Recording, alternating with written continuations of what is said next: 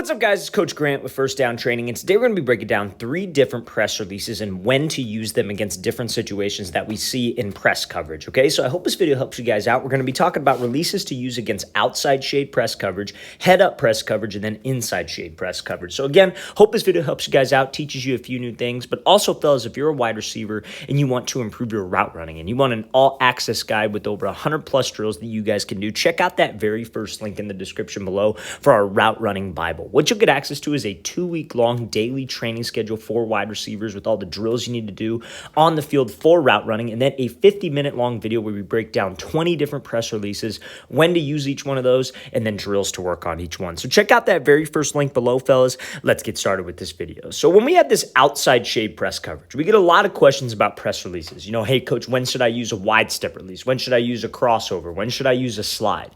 And the two main things that it all depends on is going to be the timing of the play, and then it's going to be the leverage of the DB. There is no perfect release for one specific route. Like this release right here, this is going to be like a dig route off of a speed cut, like a single cut, and he's going to be doing this like double tap release. So I'll play at full speed. So he does this in-out release, attacks that DB's leverage, works to get back skinny, and breaks this thing off. So this is not like the only release you can use on a dig route, right? You could do a couple different things, but it's predicated, it's based on this DB's leverage. Whatever kind of leverage look that he gives you, that helps me determine what my plan is. Now, how you can break releases up is into like maybe like 3 specific categories, right? So like first thing you have is you got to worry about timing, right? So you have to worry about timing with the QB.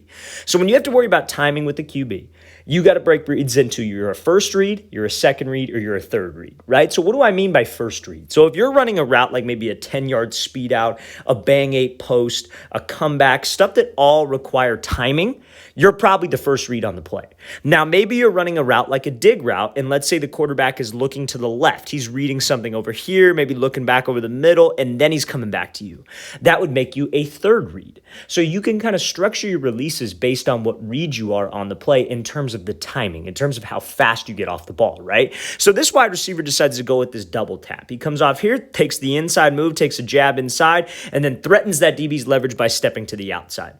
That's all you really want to focus on doing. There are a million different press releases that you guys can do, you guys can learn, you guys can add to your tool belt, but you have to understand which ones work against each specific leverage. So this in-out move, or this double up, this crossover, as some people like to say, but essentially I call it an in then out crossover. You jab inside, then you threaten outside. It's great to use against outside leverage press. So now, the reason why we'd want to use it against outside leverage press is because it's a great way to threaten the leverage of the DB.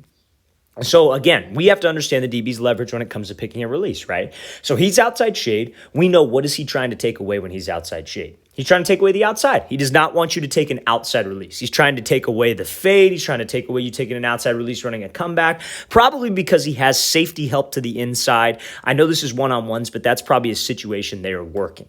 So he's outside shade. He doesn't want to allow you to do that. So if you can threaten him to the outside, and you can actually make him think by selling with your hips, selling with your shoulders, a little head fake, actually stepping into his frame, that is what can get him to move, because that threatens him where he doesn't want you to go, and that can open up that inside. We take the release that the DB gives me. If he's lined up inside shade, we want to take the outside release, and we're going to get to that. He's lined up outside shade, we're going to take the inside release, but you have to threaten him to keep him honest so he doesn't just get hands on you and reroute you towards his help to the inside, or his help if he's inside shade, which is the sideline. But we're going to talk about that, okay? So let's play this thing full speed, because now, what if the DB's head up? What if he's standing right in front of you? How do I dictate what leverage I should take? And that's what we're going to get into in a second. So let's play this full speed. Great job using this 1-2. Great job breaking this dig off, getting skinny on the route, and being able to create some space. Okay, so now, we talked about it. What if the DB's head up? What if he's right in front of you? Because you know from either watching this page, being familiar with myself, what we teach is that we talk a lot about leverage, right? Just like in the last clip, he was outside leverage press. So we know to attack his leverage and then take the inside release. So what if he's head up? What if he's right in front of me? And this is a great release I love to use when he is head up, and it's called a dive release. So main thing is like when he's head up, a lot of times you can kind of try to get a read on the DB. You can attack him, see which way he's going to go. But then there are other times where you could use a release like a dive release when you're running a route like an out route, a corner route, maybe a comeback route, or a fade.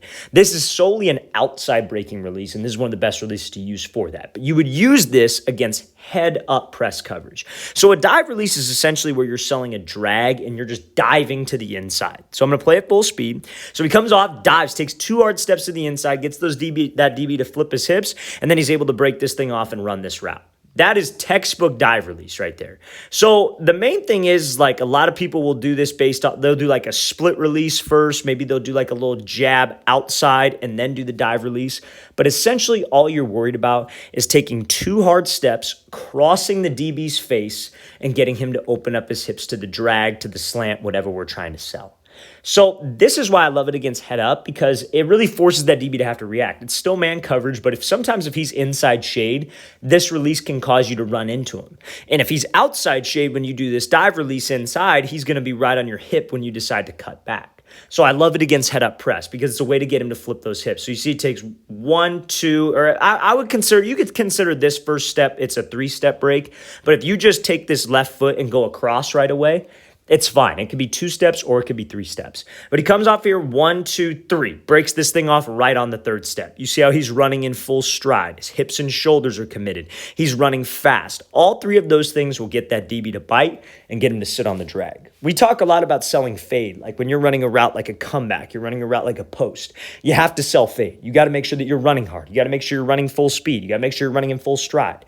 That's pretty much the gist of what we want to do on a dive release, except it's 3 steps. It's no different than a diamond release when you take this DB outside. It is a dive release when you go inside, put the brakes on, get him to flip his hips, and then we could push back up vertical and get to this route with plenty of space to accelerate. So I love that dive release when it's head up press and you have to run an outside breaking route because it's a great way to get the DB to crash on the drag. You don't have to worry about running into him with his leverage or running into him with the stem. We could just get him to move off the platform. So that's when you'd want to use that dive release, and that's a great way to go about attacking that head up press guy when you have an outside route. It's about the DB's leverage and what your play is, fellas, and what read you are. Let's run this thing again one more time.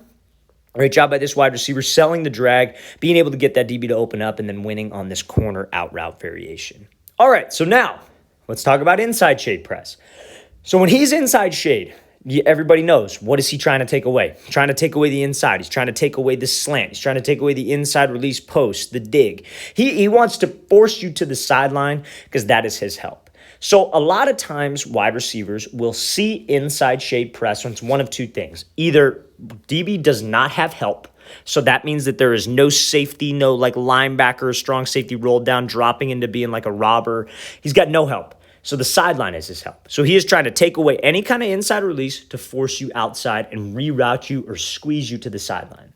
Or your alignment is off, or not so much off, but your alignment is wide, I guess I should say. Like, let's say these are the numbers right here. You'd be lined up on the bottom of the numbers. When you're on the bottom of the numbers, chances are you're probably not going to be running too many outs, too many comebacks. So DB's probably expecting the inside breaking route. So that's when he'll line up inside shade. Now, we know, based on the outside shade look that we did, what do we want to do with this? Do we just want to, let's say I got to run a fade, because that's what this receiver runs. Do I want to just take off and go run?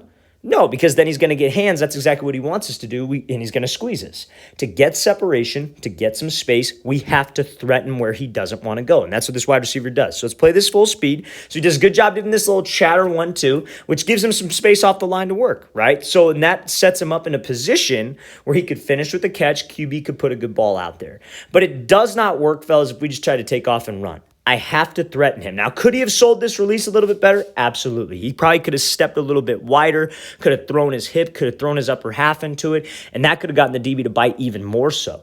But he went with something a little bit quicker. That's fine. Not the end of the world, but it's the right concept of release. It's a double tap release going the opposite way. This is an out-in double tap. So he goes here instead of going, remember the last one where the DB was outside shade where he goes in then out.